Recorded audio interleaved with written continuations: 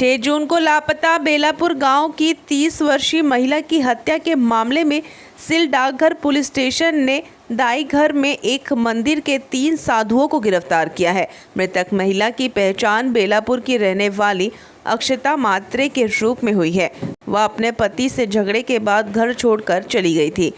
जब वह वापस नहीं लौटी तो उसके पति ने तलाश शुरू की और सबसे पहले कोपर खेड़ने स्थित उसके माता पिता के घर गए। जब वह वहां भी नहीं मिली तो उन्होंने 6 जून को गुमशुदगी की रिपोर्ट दर्ज कराई। वहीं पुलिस ने जब आसपास के मंदिरों की सीसीटीवी फुटेज देखी तो उन्हें वह महिला दिखाई दी, लेकिन वह बाहर निकलते हुए नहीं मिली, जिससे उन्हें संदेह हुआ कि निवासियों में से किसी ने उसकी हत्या कर दी होगी। अपराध स्थल से तकनीकी विवरण और साक्ष्य एकत्र करने के बाद साधुओं को गिरफ्तार किया गया है। साथ ही उन्हें अदालत में पेश कर दिया गया है, जहां उन्हें 16 जुलाई तक पुलिस हिरासत में भेजा गया है।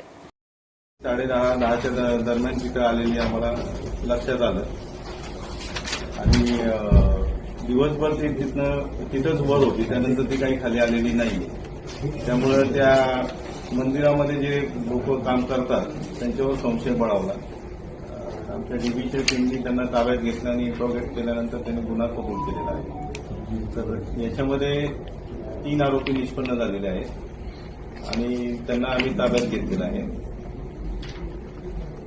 ही जी मृत महिला होती त्यानंतर जे तपास झाला त्याच्यामध्ये असं लक्षात आलं की मृत महिला घरामध्ये काहीतरी घरगुती वाद झाल्यामुळे घरातून निघून आली होती आणि या मंदिरामध्ये गेली होती। शनिवारी ती दिवसभर तिथंच थांबली होती आणि हे जे आरोपी लोक आहेत त्यांनीच तिला जेवण दिलं होतं, सकाळी पण आणि संध्याकाळी पण।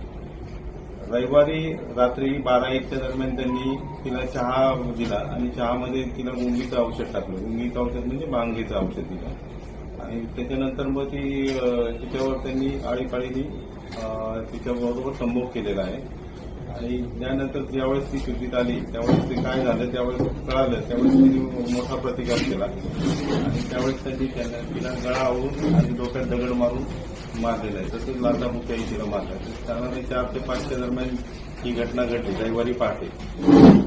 रविवारी दिवसभर त्यांनी त्या मंदिराजवळ जी एक खोली आहे तिथंच तिची बॉडी ठेवलेली होती आणि दुसऱ्या दिवशी म्हणजे जवळजवळ 24 तासानंतर तिने पहाटे 5च्या दरम्यान ती बॉडी जो मंदिराच्या इथं खड्डा आहे खाली तिथं नेऊन टाकली। तर जो व्यक्ती आम्हाला खबर दिला तो त्याच्या मिसेस मंदिरामध्ये दर्शनासाठी गेला होता, त्यावेळेस त्याला ते निदर्शनास आले आणि त्यानंतर आम्ही 3 पथकं तयार केली होती तपासासाठी।